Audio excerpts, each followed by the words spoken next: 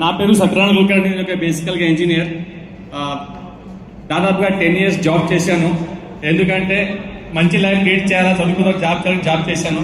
But job లోపల నాకు అనుకున్నట్టు సాటిస్ఫాక్షన్ దొరకలేదు, నా వర్క్ పరంగా, నా శాలరీ పరంగా.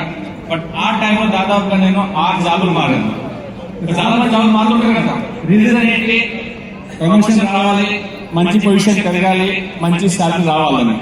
నేను చేంజ్ చేసినప్పుడల్లా డెఫినెట్గా పొజిషన్ మారేది, శాలరీ పెరిగేది, బట్ సాటిస్ఫాక్షన్ ఉండేది కాదు. ఆ టైంలో నాకు అనిపించింది ఈ జాబ్ కన్నా ఏదైనా బిజినెస్ చేస్తే బాగుంటుందని. ఒక ట్రెడిషనల్ బిజినెస్ చేయాలి.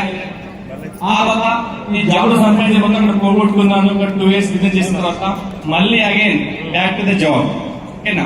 అట్లా జాబ్ చేసుకుంటే చేసే క్రమంలో ఓకేనా అక్కడ చూసినట్టయితే చాలా ప్రెషర్ ఉండేది. రెండోది ఒకరు చెప్పినట్టు చేయాలా, ఆ తర్వాత ఇచ్చినవి తీసుకో.